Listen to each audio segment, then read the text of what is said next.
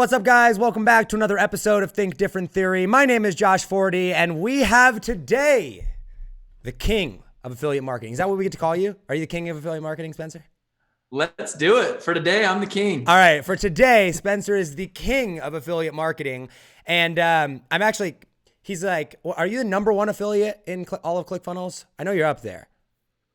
I'm not positive I still am. I think I am, though. So one or two. He's like way up there. He's really cool. He's made over $1 million with ClickFunnels, promoting them as an affiliate, which means if they pay 40% commission. So you sent $2.5 million in sales to them. So they love you over there. I've got my ClickFunnels hoodie on right now. Shout out Dave Woodward and Ben Harris. I just got this in the mail yesterday.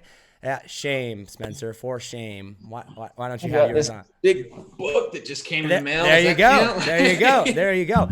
Dude, I got to ask you, we're going to get into your backstory here. Guys, he's awesome at affiliate marketing, but I see your wrist. You break your wrist? Broke my wrist 4 months ago, and they just have not figured out how to fix it. They keep messing up. No way, really? Yeah, they put on a cast and then they set it wrong. So we got in to take off the cast, and he was like, "Oh, your bone's worse than it was before." So I went in and broke it, and then they were like, "All right, now we need to replace it or like fix it." And then the virus hits, and they had to delay me 2 weeks, and then go in and it's just been such a mess, man. What'd you do? I fell backwards playing basketball, just not even a huge fall, you just do something dumb. You put it a weird way. I don't know. That's crazy. I broke my wrist backwards on a basketball court when I was 11, maybe 12, something like that, running backwards. I did that, and that was just miserable. You're in a cast, and I can't imagine 4 months of it, though. Holy cow. I think mine was like 6 weeks. Dude, it's stinky now. It's PU. Can you type with that hand at all, or not really? Not at all, but I don't know if you use a Mac, but if you double tap FN on Mac, little hack, it's speech text in any box it's in.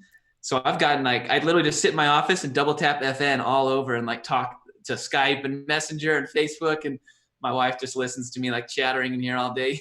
That's so funny. That's so funny. Yeah, I just learned. Okay, so let's go a little backstory on you before we get into the good stuff, because that's what everybody's after. But I want to get to know you because, truth be told, dude, I think this is the first time we've ever talked, right? I mean, we've kind of chatted on Messenger back and forth, but is this the first time we've ever talked face to face? Yeah, it's 3 years ago now, maybe 2 or 3 years ago, I bought your Instagram course, whatever was out at that point. So I've actually seen you talking many times, but you have not seen me as much. Okay, so I mean, we're familiar with each other though, I wouldn't say I know a whole ton about you other than the fact that you kill it with ClickFunnels, which is awesome. They're pretty much my favorite company ever. But where are you from? Where's home for you? From Utah, living in Utah now, and with the virus, I don't leave Utah now. So Utah is home, and you're not planning on leaving anytime soon? I wish. No, not anytime soon. Where's your accent from, or your tone of I feel like is that from what? I mean, come on. Is it an accent? I don't know. You got something going on there with your voice. Okay, in a good way. A couple of years in Mississippi, maybe picked up a few swings in there. Okay, all right. So you're in Utah. How long have you been? What was life pre affiliate marketing before you made $1 million?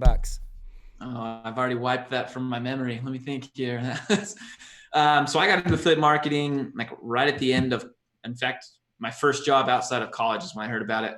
And I guess the phrase I usually tell people is before that, I thought that there were two choices in life. There were only two. You go to college, you go to the next version of college, and then college round 3, right? And that's how you live a good life, or you live in a dumpster. And genuinely, there was nothing in between there. There was no options. And so that was life. And I went to college, got a degree in public relations. I still don't know what anyone does with that degree. I haven't done much with it. Bad choices there. But, do you take on debt to go? Small total of $5K when I graduated. Oh, okay. So nothing terrible. Yeah, okay. Did pretty well. Yeah. Came away. Yeah. Paid that off a year after I got done. And then, I was working at an SEO agency, for a year and a half after college, I was making $15 an hour, which is I was making $13 when I started college, so I bumped up $2 an hour in that 4 years. And Anyway, that's when I got into the world of affiliate marketing. Is it was like, oh, like this isn't quite the way I've been like planning this out, you know? Huh. That's super interesting. So how old are you now? 30. 30. Okay. So you're 30 years old. You get done with college at 22? No. I got kind of talk. So that was it. I bounced through like 12 different majors. Like, Oh my God. I never did well in college, you know? And so it was just like, I'm sucking at this. It must be, you know, it's got to be this, not, it's got to be that this particular major just doesn't jive with me. And I never realized that this college in general wasn't what was jiving. So 6 major switches in there. And that's 7 years, I think, in college total.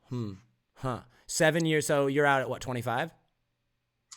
26, I think. 26. Yeah. Okay. So 26, I just turned 26. So you're leaving college right about this time. I think it's interesting how I think a lot of people are that way though. I don't think a lot of people, I think now more than ever before they realize it, but a lot of people I don't think have realized there's an alternate option besides college degree and a cushy job, maybe, versus, you know, a factory job and living in, what'd you say, a dump? Like, you know, living in kind of Dumpster. dumpster, the lower end side of things. Have you noticed that a lot? Like people just don't realize that there's other options? Yeah, I mean, it just depends on how you're raised, right? And like, I think my parents raised me great, but I mean, they didn't know either, right? Like, it's generational, and so they had no idea that there was anything outside of that, and so to them, they really wanted what was best for me, and that's what they considered. You know, that's the only way they knew to get to achieve that. So, absolutely, it's a generational thing until someone, you know, sees it and breaks it, and then I think it's the same way. Like entrepreneurs, you'll see generations of them because the parent entrepreneurs are like, you've got to like, look at this awesome world that we're in, you know, you look what you can do with your life. And then the kids take that and run with it. Yeah. And that's interesting. I think how the phases of things work. You'll get some people where it'll be like 2 or 3 generations of entrepreneurs. One is like one and then back to a job. One is a couple of jobs and then back to entrepreneur. It just kind of switches back and forth depending upon the type of person. So you start working the SEO job, and like at what point do you realize, oh, I can go do this on my own? Because what were you doing for the SEO? Like, you work with clients or what? Yeah, clients, link building, if you're familiar with SEO. Yeah. I was pretty much just writing articles all day. Articles. And so at what point do you go, well, this is stupid, I can just do this for myself? Well, I did that before that. I mean, probably a year or two before that is when I kind of started to see just like general online marketing stuff. And so while I'm at that SEO agency, I was actually trying stock market. Was like that was like where I thought the money was to be made, you know. And yeah, same. I lost a little. Yeah. I lose money like every day, you know. And okay, I learn a little bit more. I'll make some tomorrow. So yeah, I did that so much, and then it was like probably 6 months into that job, that SEO job, and I had this coworker, and we're just like chatting one day, and he like points his computer over to me, and he's like, "Look at this like blog I've been building." And like this makes me, I can't remember now if it was like 7,000 or 10,000 a month, but it was more income than either one of us was making at that. Yeah. Like, look at that. And I'm like, and like, you should have seen the blog. There is no uglier blog I've seen since then. Like, it was so terrible looking, bad articles, you know. It was about vacuum cleaners, so it was boring as heck. And he's making $7,000 a month, you know. And so that was like my first, like, okay, what do you mean you're making $7,000 a month? How are you doing that? You know? And he's like, oh, I just like review the vacuum cleaners and help people make a buying decision, you know? And I'm like, well, geez, like I know plenty of things, and like I can make a better looking blog than that. And so that was kind of where I was like, this is what I want to do. He's doing this on the side. He's not even like doing that much work anymore on it. And that's where it went. All right, so let's transition into the affiliate marketing side of things, because there's something that fascinates me about you, which is you're this awesome affiliate, but you do it very differently than I think a lot of people in the ClickFunnels world maybe understand affiliate marketing. You know what I mean? Like, I feel like there's almost 2 worlds of affiliate marketing. There's this multiple, but like there's one where it's like, oh, affiliate marketing because you're a Steve Larson or a Josh Forti and you've got a big list and you're going to make an offer to try to win a promotion, and you know it's going to go in waves like this, right? Big huge thing, you're promoting one specific, you know, product or things like that.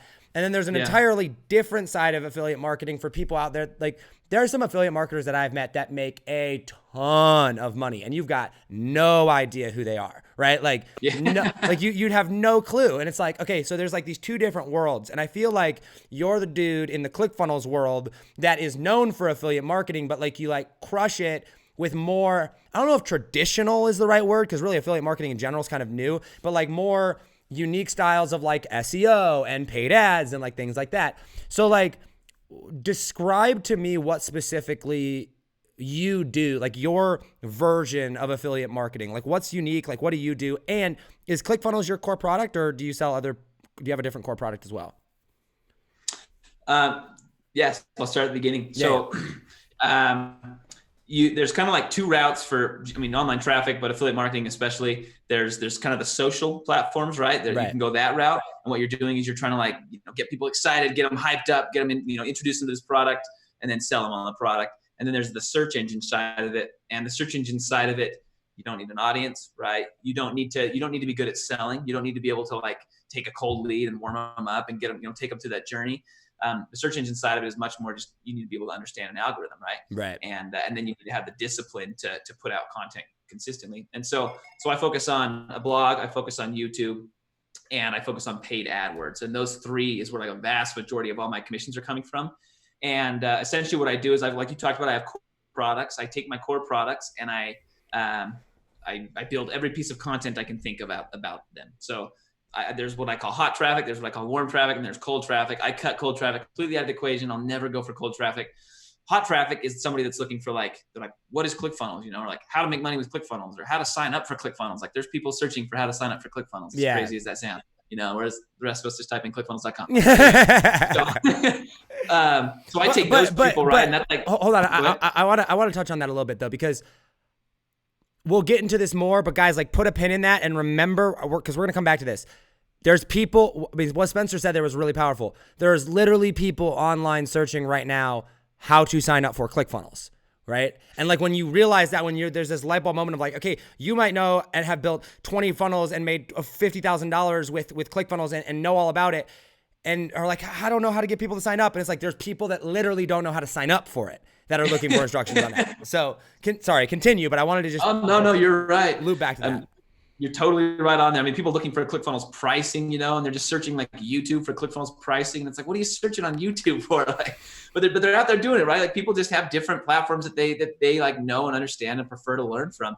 So I started like what I call like the spiciest hot content I can possibly make, right? I go find all the things people are looking for. It's just like, that guy is so close to buying that pretty much any content I put in front of him is going to make him buy, right? Yeah. He just needs a little flick. And then I'll kind of just work my way down. Okay. Like, so some people are looking for what is ClickFunnels. Well, now I'm going to do a little bit more in depth, show it how it'll benefit them and things like that, but still pretty hot. He's probably looking for that because a friend or a consultant or somebody was like, hey dude, you need ClickFunnels in your business, you know? And so he's like, okay. And he types in, what the heck is that? What is a ClickFunnel is usually what he types in. Yeah. And, and so I build my content around that, and I just work my way down through all the hot stuff. And then you go into the warm stuff. So you go into the stuff that's like, hey, my business, I can't convert my lead in my business. I'm not profitable in my business, things like that, right? They've got this problem. They can't figure out what the solution really is, but they're still pretty warm, right? Like their credit card probably in their hand. They're like, hey, if I can find something in my searches that will help me with my problem, I'm happy to go pay for it, right? And so I work my way down to those. And so I build as much content as I can around a core product like that. And then I haven't ran out ever of content I can create, but if I did, I would move on to another product, I guess. Right. So is ClickFunnels your core product then? Is that what you make most of your money? That was your next question. Yeah. So I have like 4 core products that all go well together, right? So I've got ClickFunnels. To me, you can't have ClickFunnels without an email autoresponder. So I promote ActiveCampaign really hard. Yeah, that's a good one. Yeah. That's what I use in my business. And then I use a messenger bot called Opesta that I promote really hard, because to me that plays into the equation as well, right? Like you might as well get some messenger bot leads and be able to use that as well. And between those 3, and then now I'm freezing up on what my 4th one is. Oh, my host. So like a web host. Okay. They all just go really well together, right? And I have a few others that are like kind of similar, but they're not as high ticket. But basically, like they just work well together, right? So I would never promote just one product, 'cause typically there's one product that has at least 3 or 4 products that'll work really. They need as well. You might as well be the one to get the commissions along the way. Right. Yeah, because they're going to go there anyway. And I like, we love ClickFunnels, and, I shout out ClickFunnels, but, their autoresponder, they're a funnel building software, not as much an auto building software. So ActiveCampaign, many of my clients use ActiveCampaign as well. That's super interesting. So I want to go back to the content side of things, though. You talk about this content. I think one of the big questions that a lot of people have is, all right, I'm producing this content, and you hear Russell talk about producing content, and Steve talk about producing content, and I talk about producing content or whatever. But like, where are you putting content? Because one of the things that Russell talks about in Traffic Secrets, which I don't know, I have that book around here somewhere. I think it's underneath my bookshelf. But he talks about there's two different types of, and you already alluded to it. There's the social, which is interruption-based marketing. And then there's the search-based marketing, which is literally someone goes to Google, they go to YouTube, they are literally searching for a product to buy. And you just want to be the one that, that meets them there and gives them that solution. Mm-hmm. Where I focus on, and where I have built my audience, my, everything, and where I'm putting out content is much more the interruption-based marketing. And I would even call it loyalty-based marketing, right? Where people come to you for a very specific, problem, but like they are aware that that problem exists long before they've, gone and bought something. So I think you're in a different camp than that, right? So like, where are you putting your content that you're creating? Is this YouTube? Is it blogs? Is it like, where are you distributing it? YouTube and blogs. So 90% of it goes YouTube, blog, and Pinterest. Basically Pinterest, search engines. All search engines, both because of what you talked about. Like I like the temperature of the traffic in a search engine, right? Yeah. I've never been the guy that's very good at taking this cold lead and like nurturing them and, slowly, it's just not what I do. But I'm very, very good at understanding how these search engines algorithms work and things like that. And then the other reason I like search engines is, and you can attest to this, right? Like if you put something out on Instagram, right? By tomorrow, it's gone. It's, start all over. Let's go back to putting more content on Instagram. If I put something on YouTube, it's probably going to be next year, but suddenly next year I'm going to start making money off that. I've got videos from 2016 that are still bringing me in $100 a day, just chugging it out. And so like that particular part of it really, really appeals to me. You can see my little hammock over there. Oh, maybe you can't. Hammock over there. Oh, look at that. You're a chiller. Like to chill. So, I'm chilling. So are you, you play with paid advertising, or is most of your stuff organic based? I'll do retargeting and I'll do AdWords. But I've done very little Facebook ads, and especially like at cold audiences.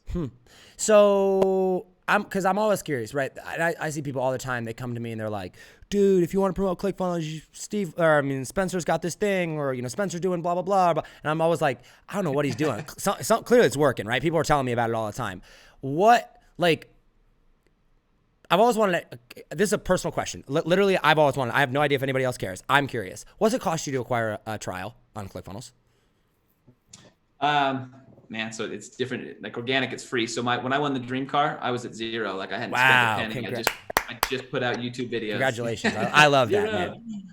Yeah. And that's how I think you got to start, right? And Russell talks a lot about it too. Like start on organic as you figure things out. And so I won the car with that. I was still at my job when I won the car, in fact, and they were all like, what is going on here? He just says he's won this car. But anyway, so, and then I took that money and put it into a lot of paid AdWords, a lot of paid YouTube ads, and churned it out really quick. And my cost to acquire a customer was between $100 and $200. $100 and $200. When I was doing that, yeah. And are you selling them just the monthly subscription, or are you trying to sell them the funnel hacks up front? It was ClickFunnels up front. For ClickFunnels up front, yeah, that's cool. Wow, so that's super. How many pieces of content you think you put out? How many total? Yeah, and you've been doing this for like what, 5 years or so? Yeah, like 4 years. I've probably put out. Probably less than like you or a lot of other people have. I probably put out 500 to 600 pieces of content. And those are quality over quantity for you? Very much so. Yeah. So that's, and I don't do a lot of and I don't do Instagram a ton, so I don't have like 5,000 Instagram posts or Facebook posts. Like that's mainly long form blog content and YouTube videos. Yeah. You got nothing on Instagram. I tagged you in a story today. I clicked on your profile and I was like, dang, the last time you posted was January of 2019. I was like, oh my gosh. Dude, Instagram, it was just it was like every day you got to be doing stories and all that. And it's just not really like the style of what I like. Like I like building up a business of assets, right? Of like digital real estate. So I think this is something I actually want to touch on. I want to get into, allow you to basically sell us on the fact that ClickFunnels is amazing and however you teach affiliate marketing and allow you to kind of go into your stuff. But I want to have a conversation I think that is important about types of content.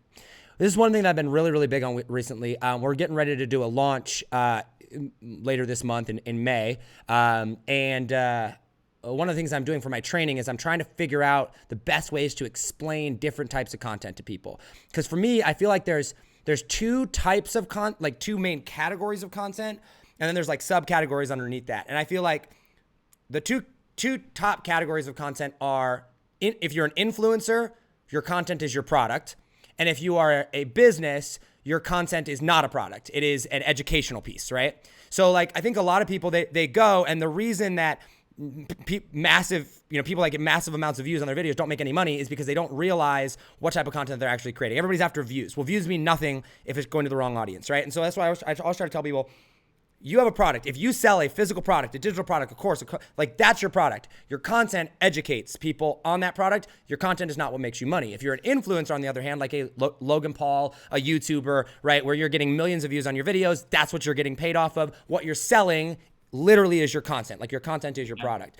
You and I are in the second camp, right? We're over, and most people listening right now, most entrepreneurs, especially in the ClickFunnels world, are in this camp of our content is our product, right? And to me, I kind of break down three different types of content in there. You have content that sells, content that nurtures, and then content that actually just keeps people engaged and convinces them of you. And so episodes on my podcast, for example, where I'm talking about me, my life, what I do with my life, whatever, like that's just there to keep me relevant, right? Then there's the second type of content, which is the majority of the content that I produce, which is educating people on a specific skill, on a specific tactic, on a specific strategy of how to sell this, how to do sales, how to do marketing, how to build a funnel, how to do that. And then there's this third type of content, which is it is content specifically designed to educate someone to make a decision to buy and like actually get them to buy. Would you agree that that kind of summarizes the different types of content? Yeah, I think I've heard it a couple times before. Yeah, that's very much. So you focus. It sounds like primarily most of your content is specifically targeted to where you're going to build it and put it in front of people that are ready to buy. And so you're creating that last type of content, which is specifically designed with a buyer in mind, correct? Yeah, I would say 3/4 of my content is educating to sell, and then 1/4 is to build my audience. Is to build your audience. Okay. So, and I would say you and I are flipped in that scenario, which is fine. I'm 75% build the audience, nurture it, whatever, 25% sell. But I want to talk about that type of content here and use this as a transition, however you want to kind of go into what you teach or whatnot. How do you teach your students? Because you've got roughly how many students in all your programs about affiliate marketing? Yeah, and paid ones, 500 to 1,000, and then in free ones, thousands. Right, thousands, right. So you teach your students. How do you teach them to create this type of content? Like, what does that look like? What are you trying to do there to create a good piece of content that's going to show up on YouTube, show up in Google, on a blog, in Pinterest, whatever, and is actually going to go through and get someone to want to make that decision? Whew, that's a good question. So, obviously it's different for each one of those platforms, but I'm going to talk a lot about YouTube because of all the platforms for it. So a lot of it comes down to the right piece of content at the right time. Like, and I think that's where the new people a lot of times struggle is they just go straight into content mode, right? Like this guy says YouTube, I got to go to YouTube, and they hop on YouTube and like, I'm going to make a video about ClickFunnels. Boom. And they start making a video about ClickFunnels, and they put a few more out and it's not taking off. And if you do the research, you look out there at a couple things. One, there's like keyword research. That's like base level stuff. You go out there and look what people are searching for, and you get a decent idea of what people are looking for. But I found much more success going out there and looking at other influencers in certain categories, right? And YouTube will let you do all kinds of things. You can go look at them, and you can use Social Blade and stuff, and you can see what pieces of content basically took them to where they were. You can take any influencer, plug them in, and go sort and just basically say like, oh, these 6 videos are what blew up that influencer. It's like that guy put out this one video on Instagram and it blew him up. And so then you go look at like very specifically at those videos, those top 6 videos or top 3 videos of each influencer, and you get a pretty good idea pretty quick of what your audience is, what's attracting your audience on YouTube. And then that's when I go try to, I guess the next step is, okay, here's 50 different ideas that very clearly have a market out there, right? Like a content market for them. And and how can I take what these guys have done and improve upon it, make it better, add, like for me, I know a little bit more about this, a little bit more about this. I could add a little more detail to this. In my case, a lot of times I look and I say, this influencer is teaching this, but he actually doesn't do it, right? He's got a team that does it. And so he's not teaching it the way I would teach it. I'll get on and I'll show you my screen and I'll just talk you through everything that I'm doing because I'm doing it, right? So a lot of times you can beat them with things like that. Anyway, it's just a matter of figuring out where is the market, like what is the appetite for content on this platform, in my case, YouTube, and then what are people currently making that's blowing up, and how can I make that piece better than the way that they're making it?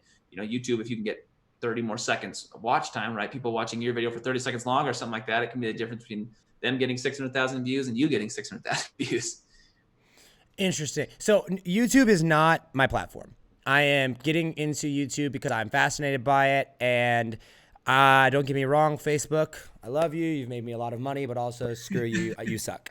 But basically, I'm understanding, as I'm building Think Different Theory, right? I'm understanding the value of search-based content, of longevity of content. And as much as I love Facebook and Facebook Live, and that's what built my career more or less, it's like, all right, today I have a 48 hours, right? That's what I give myself. I'm like, this piece of content has 48 hours, and then there's a new one that's got to go out, right? Yeah. And so I'm getting into this, and I'm learning about it, and I've talked to a bunch of different people about it. And so I think the biggest thing that I hear that people get caught up on, and it's myself included here. Now, I'm just committed to it, so I'm going to figure it out regardless, right? But I think a lot of people get stuck on this whole thing of views and how to position their video best. Because I'm coming from this backwards world, right? And a lot of people do. They come over off of Facebook and they're like, if my video doesn't get maximized view in 24 hours, then that's it. It's done. Where on YouTube, I've found there's a couple of my videos and I barely get any view. I mean, we just started in the past 2 months playing with thumbnails and putting stuff out there. But I'll notice some of my videos will get 50 views, right? And then I'll go and then I don't know, a month later, I'll look back and I'm like, oh, dang, that has 200. Oh, all right, well, that's sweet.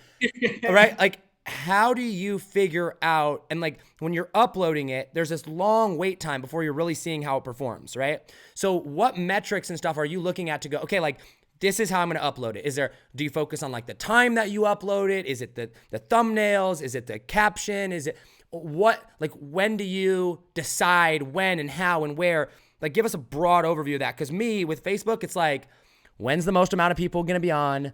When can, what's the clickbaitiest headline I can use that's still ethical to go do it? And how do I keep them engaged literally every 15 seconds in increments throughout the video, right? Mm-hmm. So how do you go and determine when and where and how you're going to upload it to YouTube?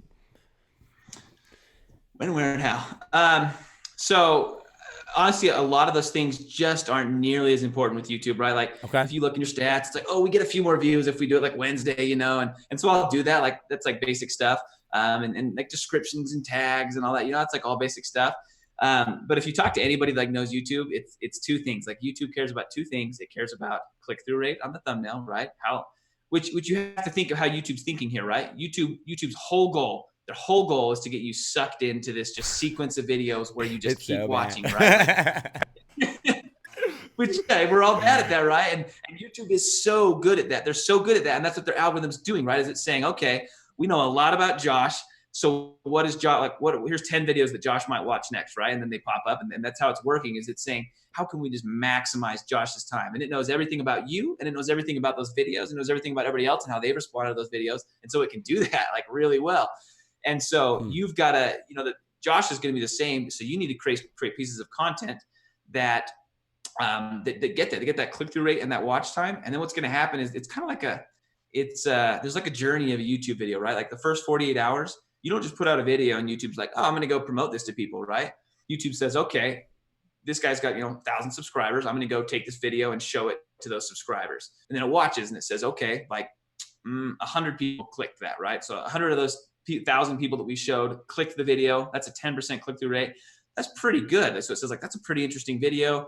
There's potential there. Then it goes and looks and says, okay, how long did they watch? And more importantly, not only how long did they watch that video, how long did that person stay on YouTube once they started down that rabbit hole, right? Did you get another video? Did you keep them, did you keep them hooked into another one and another one and another one? And if you got that right, you've got that string of videos all lined up for them. Then 48 hours later, YouTube will start trying things like the browse feature, where it'll start putting your video on home pages of other people.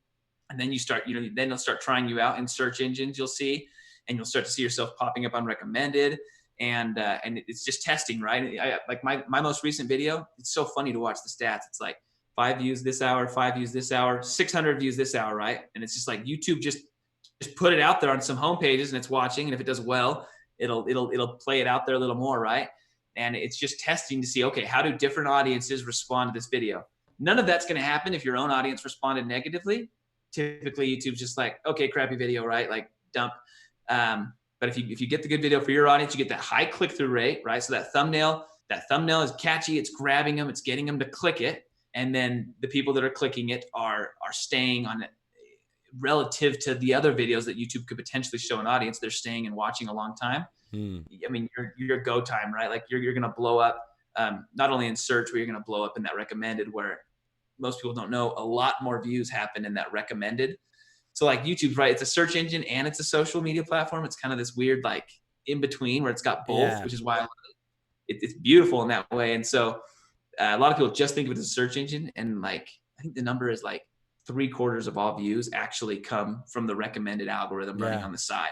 So that's where like the true power is, right? That's where you can just explode is if YouTube says, hey, like we're recommending this video to people, they're clicking it. Instead of clicking that red X in the corner, someone's watching one video and then they're clicking into this video. And then after this video, instead of clicking that red X, they're going and watching another video.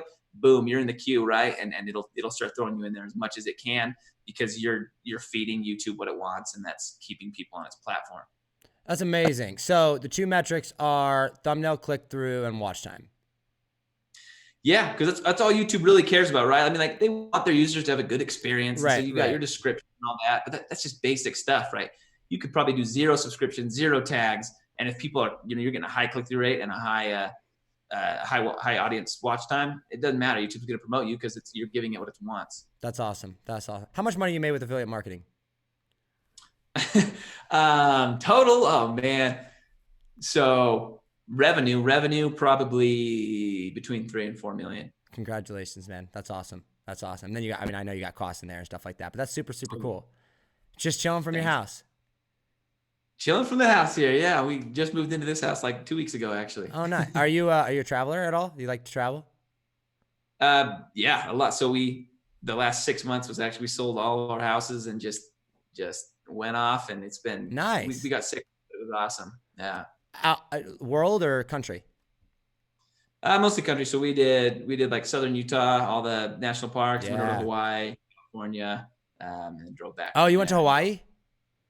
We went to Hawaii before Hawaii shut down. Dude, I went to Hawaii in October. Yeah, October of last year. October, beginning of November timeframe. That's when we were there, all of October and half of November. No way. Yeah. So my girlfriend and I went on a trip. My brother passed away in March last year, and totally wrecked my life, dude. I mean, helicopter crash, left behind a pregnant wife, 5-year-old son, like just messed me up. So I sold the agency I was part of, or my half of it. I just got out. I left, and then in October of last year, October 20th, we left. We went to the Bahamas first. So I'm trying to think. It would have been like literally like that last little bit of October into the first 9 days or 8 days of November. And what islands did you go to? We're North Shore Oahu people. We go like every year. We love the North Shore. Yeah. We just camp out.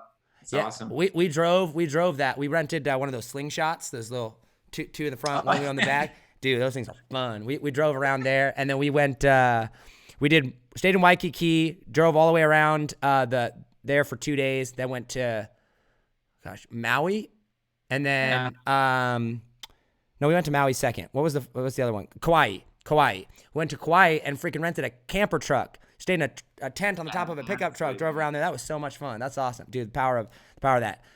Okay, I want to keep this on affiliate marketing here for a second.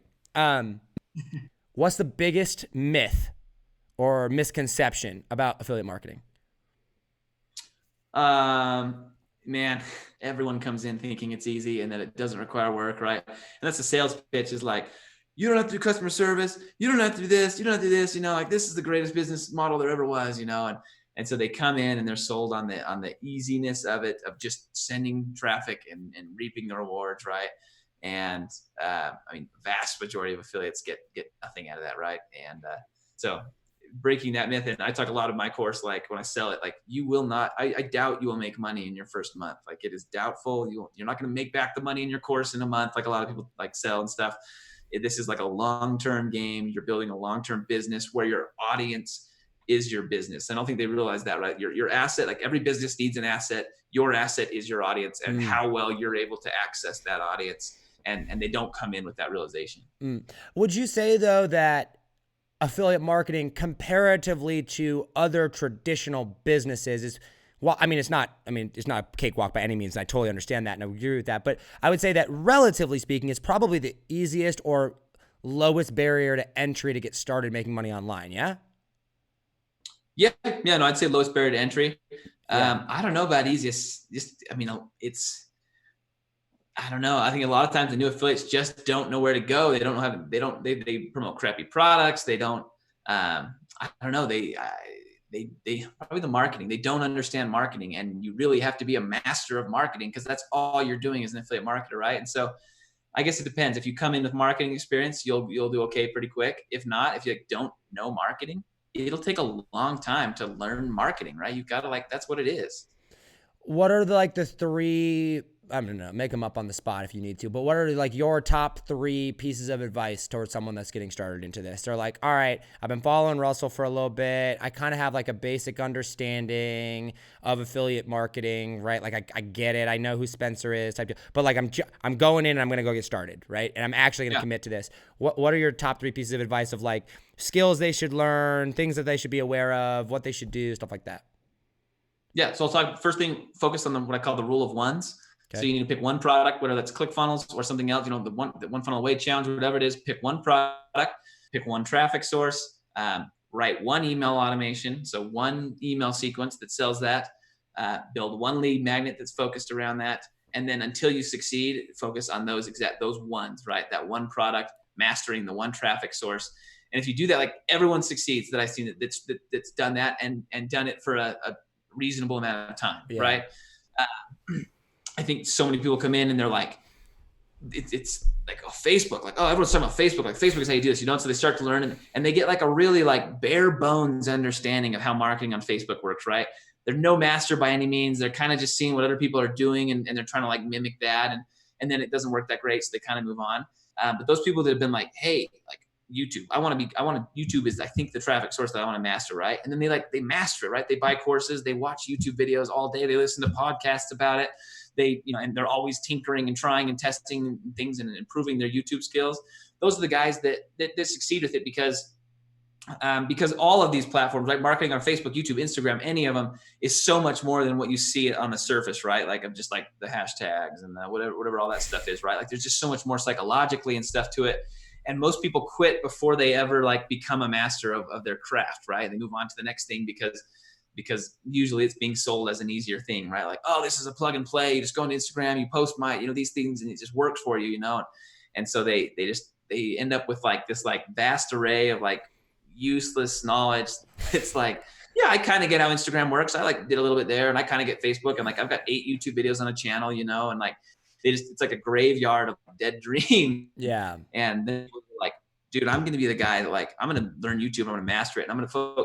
Every piece of content I create will be around this one product, right? Or this one concept where I can push this product. And those guys do it for 6 months, right? And they look back and instead of seeing a graveyard, they see a growth chart. Yeah. Yeah. I like that. Your choice is graveyards or growth charts. That's good. I like that. Fast forward from 6 months from now, a year from now, what do you want to see? You want to see a graveyard or you want to see a growth chart? Focus on one. All right. So that's number 1, law of ones or the rule of ones. I guess I say the second thing is balancing out the learning and applying phases, right? So me, when I first got into it, a lot of pride, a lot of I'm the man, I can do all this. I know this stuff, I'm smart. And so I just apply, I just went in, I started to make a blog. I started to build out the blog. I started to do everything I could, ignored everything. And that's kind of I guess you could call it my superpower or my weakness because that's really good to be able to just put your head down and apply. But it took me so long. My first year, it was no money comes in because I'm just learning through my own mistakes over and over and over and over again. But then there's so many more people that I talk to, and I think most people tend to lean this way is they're just like, I can't figure out where to start. And so they just keep learning, right? They just keep learning and learning and learning because starting is scary and like learning is easy. And so you got to break that cycle and try to do like on a daily or weekly basis, like, okay, I'm learning. Okay, now I'm creating or applying. Okay, now I'm learning, and now like I learned this, I wrote it down, and now I applied it. And you get into that circle. And I think everyone leans one way or the other, and everyone has to find that in between balance. And even like all the way up to like big gurus, right? Like they've got to keep that learning phase going while they're applying what they learn. Yeah. Huh. That's interesting. I like that. I like that analogy a lot. All right. Number 3. Number 3 is it's the standard. You've got to create content. Like you have got to just get out there and put content out, focused on one thing. Russell says a year. I don't know. You probably have something that you say. I say a year. Like, don't stop until you put out a year of content. If you put out a year of content every week on your chosen platform and you're still not succeeding, now maybe it's time to look back and figure out what's going on, right? But if you're putting out a year of content and you're looking back at each piece of content, saying like, okay, like what was good, what was bad, why did this do well and this one did poorly? Very few people at the end of a year are still like in this phase of nothing. Yeah, and I think that the reason that they're not in that phase is that like you grow so much, dude. Like I listened to the first episodes of my podcast, and I was like, keep in mind, like I had done 500-600 live streams before I ever started my podcast. Like I was good at creating content, right? There's no like probably better than 95% of the people on the internet, right? But then I started my podcast, and I look back now, it's been a year and 3 months now, year and 4 months since that first episode dropped. And I'm like, even after you're 3 years into creating content, episode 1 of that new platform, of that new thing, is not anywhere near where you will be in a year. And like when you recognize that, when you realize that like you're growing as a person, your message is going to get more clear. You're going to tell stories better. You're going to understand people better. You're going to understand your market better. Like all these things are going to happen and change as you grow. I love that piece of advice. One more analogy. I always say, go back and watch Parks and Rec, The Office, like any of those, sitcom comedian things. The first season is absolutely terrible. None of them know what they're doing. None of them know their character. None of them like have a clear direction, right? And then usually by like season 2 or 3, something that are locked in and you love them, and like they're very much honed in on who they are, and like your individual journey is just like that. Yeah, that's a great analogy. Yeah, for sure. When did you get sold on ClickFunnels? When did that come into the equation?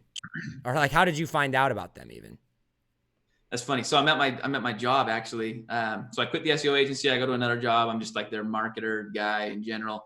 And they get this consultant that comes in and they're like, we're struggling with this. What do we do? And he's like, oh, you need a funnel. And so he's like, where's the marketing guy? And I'm like, that's me. So they're like, build us a funnel in ClickFunnels, I'm like, okay. So that was like they introduced me to ClickFunnels, and then I quit them like 8 months later, and they were like, no, like, why did we show you this tool? But that's where I like came into the world of ClickFunnels and started with the funnel. And I was like, this is cool. And at the same time, I was like getting introduced into the world of affiliate marketing. And so I was like, this is cool. And then I get this email about like their expert secrets launch and all these affiliates going crazy. And I'm like, what is this? What's happening right now? I just got 40 emails from 40 people with expert secrets. What is this? And so you weren't even an affiliate yet at the expert secrets launch then for ClickFunnels. That's when I got into it. So I got into it like, I was an affiliate marketer, but not for ClickFunnels. And so, yeah, I joined the expert secrets launch. I was one of the top 20 for that. I remember that was my first big success. Yeah. I talk a lot. So I just ran some ads, put out a YouTube video. I think my YouTube video ranked, and then my ads did good. And then I saw my name in the leaderboard, right? And so then I talk about how I was literally walking over to like the local university and like, just like, hey, the ClickFunnels was giving you $20 per book, like they did this last time. Yeah. Anybody that'll buy this book for $10, and people are like, yeah. And so that was like when I first got into it all. I was like top something on that launch, top 20 somewhere. And like, it really wasn't even my plan. It was just like, holy cow, like this looks really cool. I'm going to try this out, and one night at home, I think I built out an ad and made a YouTube video, and that was it. That was the plan, right? But then suddenly it took off a little bit, and I was like, oh, like, whoa, like we got to run with this, And so all that other stuff came into play. That's awesome. So who are like? Because you're pretty known in the ClickFunnels world. You go to all the ClickFunnels events, or not really? I go to like FHL once a year. I don't do a ton of events, period, but I go to FHL. Gotcha. Yeah, dude, I love FHL. That's my favorite event of the whole year. Him and Steve's Offermind. I really like Steve. Man, he's super super cool, and he's from that world, so he's cool. Cool. So we're got about, I don't know, 10, 15 minutes left here. I kind of want to just make it a little bit more generic, talk about you, and ask some questions about like what's next for you. So actually, let's start with that question right there. You're in affiliate marketing. You've got your affiliate marketing business. You don't have to share this if you don't want to. I'm just curious. How big's your email list? If that's private, don't feel free to say no. No, I'm fine. It's about 25,000. 25,000 people. Some people, dude, I've asked some people, we'll have questions on here, and I'll ask something that's like, to me, it's just like, all right, be like, ask me how many followers I have on Instagram or, whatever. And they'll be like, I'm not going to tell you that. I'm like, okay, sorry. I didn't know. I can't imagine what that information would do for you, but yeah. So you've got an email list, you've got your business, ClickFunnels doing well for you. Like what's the next step for you now? Like where are you going into? So I mean, I'm still like I talked about, like focused on one thing. I want that YouTube plaque. If you're familiar with the play button. Oh yeah. Very focused on that. And then a lot of what I want to do is start replicating. So I teach affiliate marketing, and I've done it in 2 businesses, and I want to be able to say like at least 3 times. Like I've built up a business from scratch on YouTube, on a blog, and a Facebook group. Those are kind of like where I live. Those 3 things I've done that 3 separate times successfully. And then I feel like I can go out there and sell it for any price at that point, right? Like I'd be like, hey, I've done it 3 times. I can guarantee you I can do this every time, just plug you in and make this work for you. So that's kind of the goal. I just started another one like a month ago, actually, in an affiliate business in the stock market Forex space. Interesting. And oh, dude, I'm having so much fun. I bet. Like, it's just so fun to start over, just to like start right fresh again. Yeah. Yeah. That's super cool. So still very much in that affiliate game, mastering that, getting your plaque on YouTube, which, come on, you got it. I'll clap for you when you get it. I'll send you a congratulations card. So with affiliate marketing, let's talk strategy from real quick for people like me, people that have a business, they have an offer, their own thing, right? And ClickFunnels has a sweet affiliate program. You maybe have a sweet affiliate program for some of your products, right? There's some sweet affiliate marketers out there that offers out there from people that cater to affiliate marketers. How can someone like me, or I already know how I use them, so you can use me as an example, or somebody else, whatever. Like that person that has an existing business, but they want to use affiliate marketing products as part of their value ladder, or they want to figure out a way to fit affiliate marketing into what they're doing. Because I know you have your own product, so I know you're doing this, right? What advice do you have for that person that is looking to use an affiliate product of some sort as either a front end, low end, or I don't know, even maybe, who knows, higher up the value ladder piece to their value ladder and add additional revenue to the business? So a lot of it, I mean, it'll just happen. Like it should just happen, right? Like for you, you're building out your business, right? And you're helping people build out their marketing and everything like that, right? And so you're using ClickFunnels and ActiveCampaign. You're probably using 10 softwares right now, I imagine, and you're probably only promoting or telling people about 2 of them, right? So a lot of it is just very naturally, right? You're building up this audience, and you're saying, okay, what else can benefit this audience? I already know exactly why they're following me, what their problem is, what their desire is, right? Their pain points. What else am I using that can help them? And then it's just a matter of creating content around it again, right? So you go live, maybe once a week you go live and feature a tool or feature a training that's featured around a tool. Hey, for December, we're going to talk all about sales funnels or all about email marketing. And you'll put out, 4 YouTube videos about email marketing, 4 podcast episodes about email marketing, and then like a review of your favorite platform, right? Or something like that. And you're just pointing everything at it. And then it just very naturally grows like that. And so if you look at my channel, I did that with ActiveCampaign, maybe January, where just for a month straight, I put out 8 videos, 8 pieces of content, and they were all ActiveCampaign based. If you look at my Facebook group, I went live and I did email marketing trainings and Q&As and stuff about that. And obviously just kept referring back to ActiveCampaign. It happens pretty naturally because they're like, well, how do I do this? And you're like, oh, well, I don't know if you can do that in your program, right? You got to go, look, let me show you how to do this in ActiveCampaign. And it's a pretty natural thing. So take everything, just go look at everything you're currently using. Go look at how you got where you were. Maybe it was courses, whatever it is, and bundle it all together. And then just start just plugging it into your daily content and stuff like that. One. And then honestly, email automation is such an underutilized thing. how much you use email automation, but so much. Yeah. Take out your email sequences and look in there and say like, oh, hey, I can add a week into my sequence right here, right in between whatever I'm doing here and here, and just do a plug. I'll do like a 1 day. What do I call it? I can't remember the word I use. But you basically bring up the pain point and kind of like shake it a little bit, right? And like, this hurts, right? Like this is hard for you. And then you move on. And you'll do another email 2 days later that talks about the product, and then a third email that really hits it, and then a fourth email that like a bonus offer. Toss that into your email automation, right? You've already got one, hopefully. If not, build out a little one. And then every lead you get goes through that at some point, right? Every lead you get at some point will go through and be promoted that product and move on. You can even just take all your lives and plug them into your email sequence, like after you do it. Yeah. So it's just a matter of talking about it a lot. Yeah. And I think people get stuck on that a lot. I feel like, so I'm coaching a client right now. We have a client, we just did their launch. They were a traditional offline business. They did yoga, right? And so we came in and we launched their Facebook group, did it all. They had a great launch, right? It was awesome. But like after the first day, we had some problems, like some tech issues, right? On the first launch, or the first day of the launch. And I was like, they're like, man, sales aren't quite where we want them. And I was like, well, okay, first off, remember that we had major tech issues, right? So like only a quarter of the people that were supposed to be here showed up for day number 1, right? And I was like, right now, I just don't think people know about your product. And they're like, that's interesting. So they went into their Facebook group. They started talking about it all week, right? And it's like, hey, and they like quadrupled their sales in 7 days, quadrupled them. It was insane from that, just because people knew about it, right? And it was like, they didn't change the messaging. They didn't change the landing page. They didn't change anything like that. Like they just talked about it. And I think for a lot of people, like you got to remember.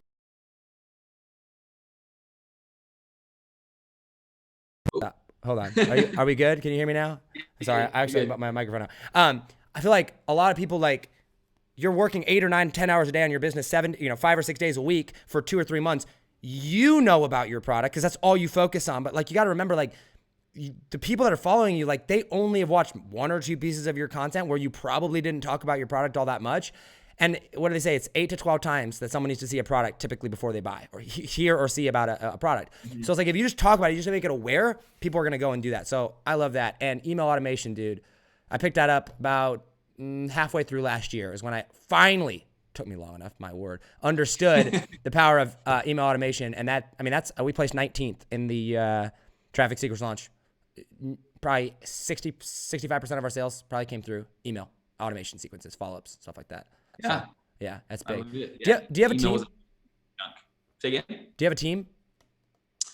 I got like 3 or 4. They're more contractors. So I only have one guy that's like full-time focused on me, and then a couple contractors and a VA.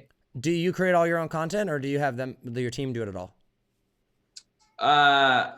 Yeah. So I guess a mix. So like for the YouTube videos, I'll sit down and film, and then I'll hand it to a guy, and he takes care of it. Blog posts, I'll do a lot of the research and come up with like outlines, and then hand it to somebody to like fill in basically, and then I'll hand it back and I'll edit. So I'm a lot more involved in it, and I think a lot of like marketers tend to be, but it's kind of a mix. That's awesome. Dude, this has been so much fun. I appreciate you coming on here. Where can people go? I know there's a lot of people that are gonna watch this episode. This is a hot topic here. So where can people find out about you? Yeah. So 2 places I'll send them: buildapreneur.com/free. Lots of what we've talked about is available for like in much, much more detail for free there. We talked about email automation, like free trainings there. We talked about affiliate marketing, like blogging. It's all there for free. So head over there and then join the Facebook group Automation Nation, where you can pop in, ask questions, connect with 20,000 other affiliates doing the same thing as you. And between those two, that's where I'd send you. Buildapreneur.com/free and Automation Nation. Automation Nation Facebook group. Either one of those will get you to the right place. Awesome. Guys, we will link both of those down below in the description on YouTube, on iTunes. If you're watching this on Facebook, head over there. We'll try to drop them in the description, but sometimes it's hard on Facebook, but we'll get them out there. Okay. Give people, I want to move into rapid fire questions here. We always wrap it up with rapid fire questions, but like, give us a 30-second to 1 minute long before we go into there. Like, okay, this Spencer guy seems cool. Like, what are you into? What are you like, right? Like, are you political, a beach bum? Like, what can we expect if we start to follow Spencer? Like, what's your background? What's your personality? Funny guy, serious guy? Dude, I'm all over the place. So big into traveling, sports, politics, yeah, sports, Doesn't like me as much. Politics. I love like money, not like I love cash money in my pocket, but I love talking about money and finance and like economies and all that stuff, which I have other affiliate, places where I promote the stuff that I talk about there. Yeah. But yeah, honestly, like I love just tons of things. Like I love just getting out there and trying out what other people love. That's awesome, dude. Okay, I had no idea you were into sports and politics. Maybe we'll do a follow-up episode. We'll talk that. But I gotta ask you a couple questions on that though before we go. Favorite sports team? Wait, what's favorite sport actually to watch? So favorite sport is soccer. Soccer. All right. And then do you watch football or basketball at all? Yep, and definitely prefer football. Football. Who's your team? Professional Saints and college Brigham Young. All right. Well, I'm a Patriots fan, so we'll disagree on that. But all I hope is that Tom Brady and Rob Gronkowski, who I miss so dearly, I'm so sad they went to the Bucs, but I hope they destroy you. No, and then I have to ask your take on and feel free to be as blunt or there's nothing off limits here. I'm about as straightforward as possible with politics. Your take on COVID and how everything's just been handled. Are you more, hey, let's get up and running, let's open up the economy here, let's get back to it, or are you more play it safe type person with that? Yeah. Well, I think society has been making like these balances for forever, right? We've been balancing between what we're willing to risk economically for health things, right? Like you get in a car and you drive down the road at risk that you could get hit by a drunk driver and die, right? We've always made that, and so. I think COVID's the same way, right? Like, I feel like when I read a news article, it's just like someone died. Like we have to shut down forever until no one dies anymore, right? And I disagree with that. Like, there's got to be some balance, and it feels like a lot of people have lost that sense of balance. And it's like we are going to eliminate this, or we're going to sit in our homes waiting for it to happen, right? So I guess I lean more towards opening up the economy. Especially where I'm at in Utah, right? Yeah. We're at the bottom. I think we're number 1 or number 2 in deaths. We've got 30 deaths. And I read these articles that are like, Utah has more than 30 deaths, like devastation, and like words like that in the article. And I'm like, I'm not like hammering on the deaths, but 30 deaths, come on. Like we shut down our economy for this. So anyway, that's where I'm at. Yeah. We're in Nebraska. I think we're number 7. I think we only have like 39 or 40 deaths. So we're real low too. And we've been, I wouldn't say shut down, but we've been pretty close to, all the bars and, restaurants are all closed except for, drive through and takeout. And like my whole thing with COVID is like, we've got the supplies now. Mercy ship left New York. Like, guys, we're prepared now. Like, it's not going away, right? Like the flu didn't go away. Cancer didn't go away. And I'm like, we're going to deal with them like anything else. But like, we don't worry about the breast cancers that die every day. We don't worry about like you said, the drunk drivers it's sad and tragic and we do everything we can to prevent that. But we got like the mental health issues, the abuse issues, the actual psychological problems that are going on and the ripple effects of a shutdown economy. I'm definitely pro open. Okay. Rapid fire questions for you. As fast as you can answer them, provide as much context as needed, but they're meant to be rapid fire. Favorite airline to fly when you fly? Oh man, Alaska. All right. Alaskan Airlines. I like that. Love that. All right. That's the first time we've ever had somebody say Alaskan. So you're first there. If you ever had the chance to go to outer space, would you go? You get to come back. I get to come back and I'm guaranteed to come back. You get you're 7 days up and back, but hopefully nothing goes wrong. I guess nothing's guaranteed, but like, it's just a standard, nothing crazy. Nothing crazy. Yeah, I'd go. You'd go. All right. Bucket list item that you want to do in your life that you have not yet done. Every continent. Every continent. How many you done? Every continent. I've done 3. You've done 3. All right. I'm trying to think. I've done, let's see, 3. I think I've done 3. Yeah, I've done 3. Okay. Sorry, I'm just going through here. Would you, here we go. This is the first time I've ever asked this question. So just, yeah, we'll just kind of bear with this here. Would you rather have Kanye West as president or Dwayne Johnson? Oh, Dwayne Johnson. Dwayne Johnson. All right. Well, yeah, we won't go into that. I've asked it from different people for different things, and I was always curious to see, like, Kanye's this polarizing figure, but depending upon who I put up there next to him, like some people I could be like, who would you rather have, Kanye West or Donald Trump? And they'd be like, Kanye West all day long. And they're like, well, Donald Trump is the president, right? Like, what are you talking about? So it just kind of depends upon, actually, let's do a different one. Kanye West or Kim Kardashian? Oh man, Kanye West. Kanye West. All right, there it is. All right. Kanye. Huh? Said you got me into Kanye's. Got it in the Kanye. All right. Last question. We ask this to everybody that comes on the show. Fast forward to the end of your life. You're on your deathbed. All your fame, money, success, impact, everything is all gone. However, every single person that you've touched, either directly or indirectly, you get to leave them with one final message or word of advice. What is that message?